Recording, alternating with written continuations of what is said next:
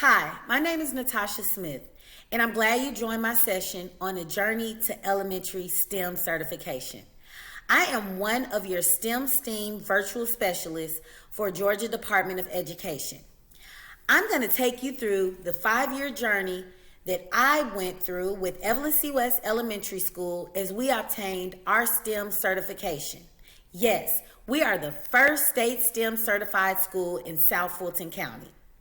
I held several roles during this journey: a general ed teacher, a STEM teacher, a STEM coordinator, and an instructional math coach. So, come on with me. Let's journey through the 5-year process to STEM certification. So let's take a glance at year 1. In year 1, I was a 5th grade teacher, and the grade level was departmentalized. I taught reading, language arts, and social studies. During this time, our school governance council really wanted our school to focus in on STEM. The governance council believed our students were already STEM students and that they wanted us to push for certification. They were working to get the buy-in of our principal. They were also working to get the buy-in of the admin team and to give them knowledge on the benefits of STEM and STEM students. The school came up with a plan of action. Yes, our principal decided we will work towards STEM certification. During the plan that the principal put together, she included her admin team so they could determine how they would work together to start to get the buy-in of teachers and what the STEM certification and a program at the school would consist of. They put into action during year 1 a science and math rotation room. Yes, a science and math rotation room. It was only for 3rd through 5th graders, and it was an A-B schedule. So every other week, students would come to this class and they would do little small challenges like, hey, let's make a paper airplane. We're going to fly it and see how far it goes. And students enjoyed that. But something was missing. There was some piece that was missing to the learning and to being a true STEM student and building the culture in the entire school. So we kept pushing hard and we moved right on in to year 2. So let's see what happened. During year 2, over the summer, teachers began to get learning from Buck Institute. Buck Institute began teaching teachers what project-based learning was and how to incorporate it into their learning and their Georgia standards of excellence. Teachers started to gain more knowledge and understand how deep the learning could go for students and how they could truly understand the concepts that they were being taught through project-based learning with the STEM focus. When we moved into the school year, I was still a 5th grade teacher and I was enjoying it. Students would still get to come, but now they were coming to the STEM lab. So a STEM lab was opened at the school where there was a focus on not just the science and the math, but on technology and the ability to engineer. Teachers were introduced to the engineering design model where students started to understand there's a problem, you imagine, you plan, you create, and then you have the ability to improve. Students started logging things they were doing in an electronic journal with the tech tool Seesaw. Students were able to take pictures of the things they were doing, talk about what they were doing, and be able to put them in this log inside of Seesaw. The school developed a team to support STEM, the MIST team. Yes, that's STEM with a twist. MIST stood for M, Media Specialist, I, Instructional Technology, T, the S and T stood for STEM teacher. So you had M for media specialist, I for instructional technology teacher, and the ST stood for STEM teacher. Yes, those 3 people helped to make sure that STEM was going on and people were becoming more familiar with the STEM program that we were putting into action. Teachers were getting monthly STEM PDs on the engineering design model so that they could explain and teach it to students. They were also getting continued PDs on project-based learning. And they also started to receive STEM observations with the Look For tool. So teachers were given a PD where they understood what students look like in a STEM classroom, what the teacher looks like and what actions they have as well as students, and what the classroom environment looks like for a STEM classroom. Teachers were really starting to get excited. They were seeing the way their students were learning, the way they were progressing, and even how well they were doing on quick checks or common assessments throughout the projects that they were working on. Students were really beginning to understand those science concepts and really understand how math was out in the real world. So we kept moving, and we moved into year 3. And I walked into year 3 as your STEM teacher. Yes, I was no longer the general ed teacher in 5th grade. I had become the STEM teacher. So we continued to plan throughout the summer, and now I began to meet with grade levels and determine projects that we would do for project-based learning. We started to think about, what standards are we focusing on going back into the school year when we look at our scope and sequence? And what problems do we know that people face in the world, or problems that as a school we may want to help change? On the basis of that, we started to come up with how we would present an opening idea to students about a project that they would complete over a period of time. I became part of the STEM team, remember, the ST and Miss, the STEM teacher, and we began to work on our STEM application. There were so many things that we had to document in our STEM application and show as we continued to move through our journey. We also realized we were doing so many things, and we had them in our STEM journal, our electronic STEM journal, the Seesaw journal, but we just couldn't show people exactly the things that we were doing. So we came up with STEM timelines. Every grade level had a STEM timeline outside on their hallway. And throughout the project, teachers and students would post different things out there to show their journey to solving a particular problem, which was that PBL that they were working on. The students came to the STEM lab on an AB schedule, and that was kindergarten through 5th grade. They would get to come to STEM at least twice a month. Now, here's the twist to when they came to the STEM lab. The teachers would stay, and I would co-teach with the teacher as we worked on their projects in the STEM lab. This time became an ongoing professional development. Yes, I would do things in a certain way that would help show teachers how they could do STEM in their classroom, how to introduce parts of their STEM problem, like with the phenomena, how to push students to improve, how to ask questions to really get them thinking critically. The MIST acronym changed during this year. It now became the M for the media specialist, the I for the instructional technology teacher, the S for the STEM teacher, and now the T for the teacher. Yes, the general ed teacher began to incorporate STEM in her classroom, his or her classroom, even more. We still utilize the electronic STEM journals with Seesaw, and students continue to add their journey through their projects that they completed during the school year, which, by the way, we did 2 PBLs a school year, one from August to December and one from January to around May. We incorporated PBL Mondays. Now, as students and teachers worked throughout the week on their projects, because they were integrating them into their science, into their math, teachers were beginning to integrate it into their reading block, into their writing. We also dedicated a sacred time for them to work on their PBLs, and that was PBL Monday. During this time, teachers are general ed teachers, but they're also STEM teachers. And it gave students the opportunity to really focus in on their PBL.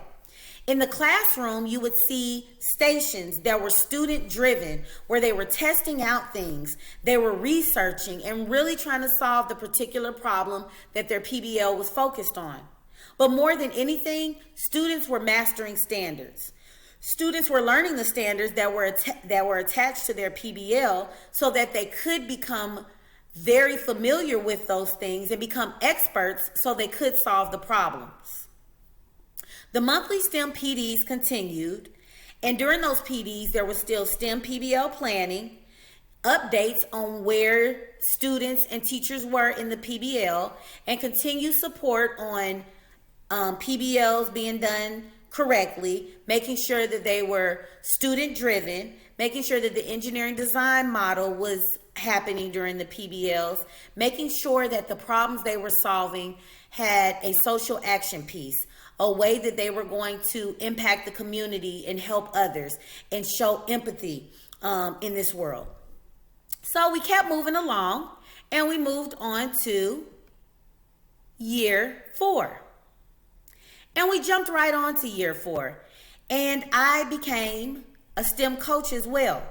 So I continued to teach, but I worked even more with teachers to coach them on being the awesome STEM educator that they had pretty much already become. The summer planning continued.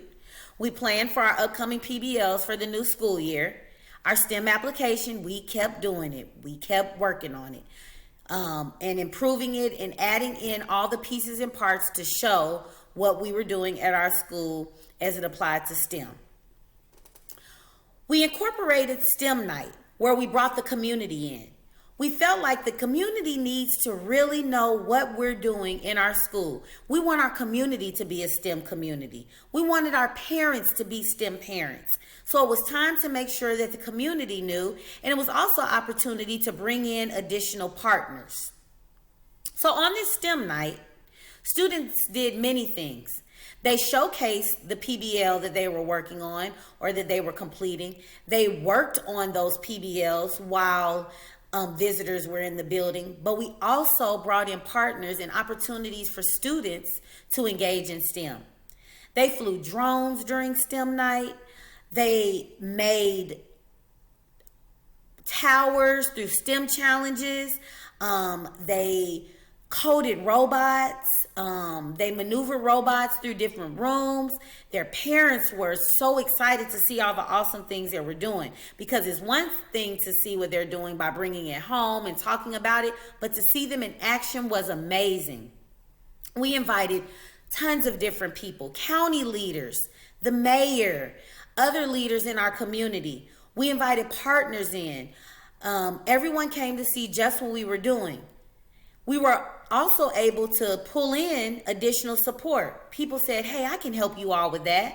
Hey, I know how to till the ground for your garden. Oh, really?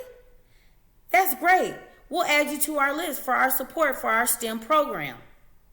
STEM night became famous around the city of Fairburn. People couldn't wait to hear when our STEM night was going to happen. During this year, we decided to schedule our pre-walkthrough from the state. The state came out and they did our walkthrough, and they gave us some pointers for improvements that we needed to make. They were excited to see all the things that we were done, but I also appreciated all of the feedback that we received on how we could get better and improve our STEM program. There was a heavy amount of STEM support and partners this year. We had support partners, interactive partners, and advocate partners. This really helped us improve our program because we had the experts in there to help us with better understanding the science standards and how students could connect them with engineering, and how the math would filter in, and how we could just continue to make sure students saw what they could do as adults by learning all of these STEM concepts. The STEM lab continued to be co-taught. Yes, still on that AB schedule where students came in and a teacher came in where she or he was given ongoing professional development. The MISS team continued to thrive. On Mondays, PBL Mondays, the Miss team was able to move around the building to support teachers in their classroom as they continue to facilitate STEM stations and move students to mastering the math and science standards that were attached to the PBLs. Our media specialists provided resources and support as it applied to research when looking at the PBLs. Our instructional technology teacher provided technology support in how you could integrate technology into the PBLs and make sure that students were more of producers instead of consumers only.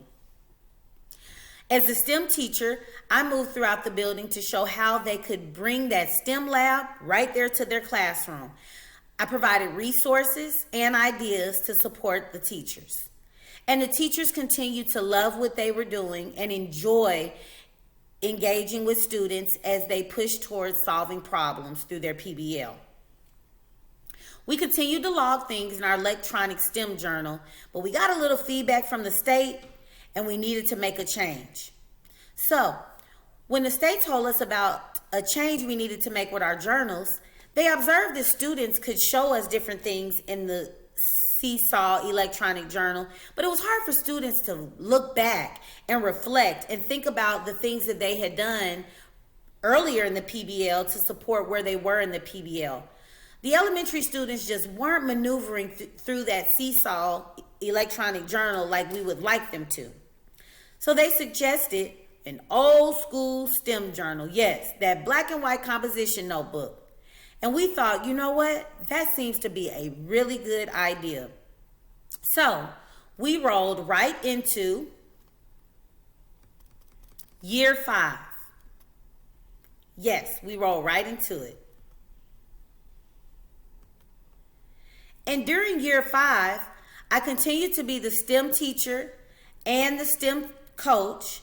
And I started to have coordinating responsibilities. So coordinating like partners coming in, when our STEM night was going to happen, just coordinating the program and keeping it intact because our principal and our assistant principal and our admin team really needed that support because it takes all of us to make this STEM program work. So as you can see, and I'll get down to that, we did get STEM certified in year 5. But let me tell you a little bit about that process during that year. So as you can see, those black and white composition notebooks were put into play. Now, we didn't just throw away or do away with our electronic Seesaw journal, but students would add particular things into that electronic journal by taking pictures from their STEM journal, kind of adding it in. So the main things went into that black and white STEM journal. I watched the students would go back in their STEM journal and how they owned it and they would carry it around and it had everything they needed in it. They were able to think back and look back to their plan. What is the next step for me completing my PBL? Okay, my plan is to build. Now, what materials do I need? All of this was in that STEM journal. Before the state came out for another walkthrough, remember we had the pre-walkthrough in year 4, we said, you know what, before they come, we're going to do a mock walkthrough and we're going to use leaders in Fulton County. We have some awesome leaders in Fulton County that came out and gave us their feedback before the state came back. We did a really good job during that mock walkthrough. The partners were very heavy. Partners were coming out teaching students, supporting students, working with them, engaging with them. We had heavy support of partners. Teachers and students still went to the STEM lab and it continued to be co-taught. The Miss team stayed the same.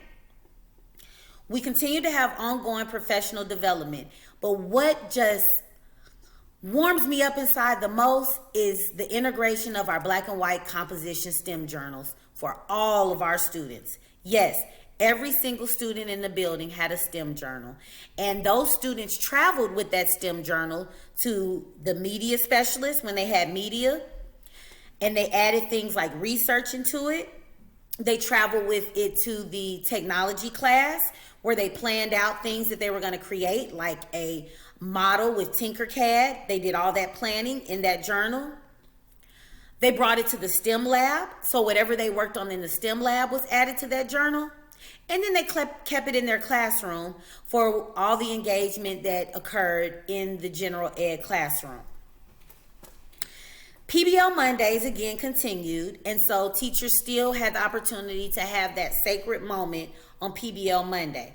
But teachers continued to work on the PBL, speak about it, have stations throughout the week that still push that PBL and solving that real world problem. So, we're certified. Woo! And as we got that certification, we moved on in to year 6, which was sustaining STEM certification. I will tell you, sustaining STEM certification was just as much of a challenge, a good challenge, as obtaining STEM certification. So as we moved into year 6, I became the instructional math coach and the STEM coordinator. We moved an awesome teacher in as our STEM teacher, and now I had a closer look into the math in our STEM PBLs as the instructional math coach, but I still knew all those pieces and parts during those years of getting STEM certified. And I became the STEM coordinator in making sure that everything was coordinated correctly for our STEM program, keeping communication with our principal and our AP and the rest of our admin team so everyone understood the vision and the continued vision of STEM and sustaining STEM. So during this year's summer planning, we changed up our PBLs a bit. We looked at the standards to see what other standards could we pull going into the school year for first semester and second semester to bring some new PBLs to our students. I began to schedule STEM visits for visitors. So now that we were STEM certified, visitors wanted to come out and just see what our program looked like, talk to our students, observe our students, and so I enjoyed setting up these opportunities for visitors to come out. During this year, we also became a pilot elementary Georgia agriculture school. So during this year, Georgia Agriculture pushed out elementary standards, and I learned the many ways that agriculture standards could be integrated into our PBLs. This is an awesome opportunity where we could see how standards like plant and animal needs, life cycles, constructive and destructive forces, how different standards like that correlated with the agriculture standards and how we could incorporate those in our PBLs. I continue to reach out to partners and develop more partners and relationships to keep our support with the STEM program. The MISS team continued, and they continue to support our teachers daily as it applies to STEM. The professional development continued. Teachers now meet and continue to meet the second Tuesday of every month for professional development on STEM. The focus of our professional development just depends on observations with our Look For tool and surveys that tell us what teachers feel like they need to continue to be effective within our STEM program. Now, during this time, we started to get new teachers. So as the years continue, sometimes we would have awesome new teachers start. Well, some of them didn't know exactly how our STEM program was ran and what they needed to do. So we started Smart Start STEM trainings. And those Smart Starts were opportunities for the new teachers to learn about our timelines, how we have a PBL 1 and 2, all about the STEM journals and just how the STEM program operated. And they also had the chance to see examples, videos of students. So they had a visual picture of what they were moving into as a STEM teacher at our school. PBL Mondays continued, but we changed it to Mega Monday. We wanted to start looking at the whole child, and we wanted to really incorporate that social action and more opportunities for the teachers to become involved and engage with the counselor as well as giving the students opportunities to learn through play. They had like double recess. They had a recess at one point, a recess at another point, and then we still had that PBL time during Mega Monday. So that continues to go on today. Our monthly STEM PDs, again, still happen, and we continue on the What's New with STEM, staying on top of sustaining our STEM certification. Now, during this journey that I've shared with you, I have been hitting on some key buzzwords and some different STEM information. So I'm going to just give you a little information on some particular buzzwords, and I'm going to spotlight some particular STEM information that can help you just understand a lot of the things that I've been talking about. So the first thing I want to spotlight as some STEM information is, what are the benefits of STEM? STEM creates students that are problem solvers, critical thinkers. It builds creativity, curiosity, decision making. It makes students become leaders. It also helps them with acceptance to failure. Remember that engineering design model: ask, imagine, plan, create, improve. Yeah, I need to make it better. It offers productive struggle. They struggle through the projects to learn and figure it out, but how great they feel when they solve that problem and support and help their community. It also gives opportunities for differentiated learning, for students to learn in different ways and produce products in different ways. It really pushes collaboration and teamwork and students working together. The benefits of STEM are amazing. Besides the certification, it changes the whole student. And it also changes the whole teacher and the way that they teach and the way that they interact with their students. It's amazing. Another thing I want to spotlight is, I spoke about buy-in, gaining the buy-in of teachers and support staff. Yes, that includes getting the buy-in of your cafeteria managers, your custodians, everybody. You want them to buy in. So the way to get that buy-in is to communicate what's going on. What is STEM? Ask for feedback. Give support through implementation as like a coach, or when I talked about our MIST team. Talk about the benefits that students will gain and the benefits teachers will gain. You want them to know how awesome this program will be to all. Another spotlight I want to talk about is, I've mentioned over and over, STEM certification with the Georgia Department of Education. You'll see a snippet on their website where they give you a layout of steps to attempting to obtain certification. I want to give you a quick note. STEM certification is not for individual teachers. It's for a whole group. It's a culture. It's a community. And on the elementary level, the whole school must be involved. Okay? It's not a program within a school that only serves a certain group of students. It's the whole school. So those are just key things that come to mind when I think about giving you that information as we journey through. So we all know, as we move into buzzwords, what STEM is: science, technology, engineering, and math. We all know what STEAM stands for: science, technology, engineering, the arts, and math.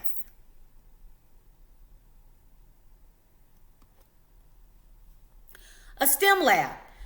So I spoke about that. A STEM lab is a place where the students can do experiments. They can build, they can engineer, they can, a lot of times a STEM lab is big. It's an area to spread out, get messy, test things out, mess up, fix it up. Everything they need to do to get, a lot of times more space and interaction in the STEM lab. So you can think of it as a specials or connection class, a place for them to come outside of still doing STEM in their classroom. I mentioned Georgia agricultural standards. Those standards are available with Georgia agricultural education. And those standards correlate with many of our science standards with the Georgia Standards of Excellence. These are awesome to incorporate when working towards problems that are associated with agriculture. Those STEM journals, those STEM journals. You take pride in those STEM journals and you put every moment of your journey through PBLs every school year in that STEM journal. You put those standards in there, those learning targets, that engineering design model, those opportunities for students to imagine, to plan, to draw out what they create, to talk about how they're going to improve and what they improve. STEM journals, okay? Make sure that those are sacred, important to your school and your STEM program. STEM night. Get the community out. Get the partners out. Get the parents out. Get the grandparents out. Get the guardians out. The aunts, the uncles, the cousins. Get everyone out to show the amazing things your school is doing during STEM night. Allow them to interact during STEM night. Hey, tell a mom, hey mom, why don't you do this STEM challenge? How can you do this or that? Why don't you name some ways that we could help our community? What could you engineer or design? Really get those community members, including leaders, parents, get everybody involved with STEM night. Project-based learning, remember that's learning in a different way. It's hands-on. It's really in-depth learning, showing how the standards are attached to real-world things, getting them to understand the why of learning particular standards.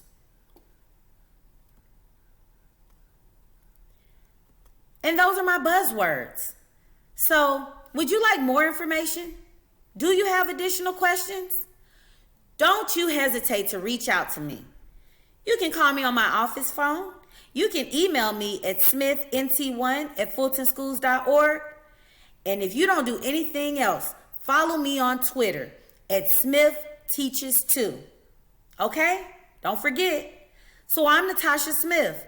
I'm your STEAM virtual specialist for Georgia Department of Education. I look forward to supporting you with all of your needs with STEM, STEAM, and elementary. So it's Miss Smith checking out. I hope you enjoy it.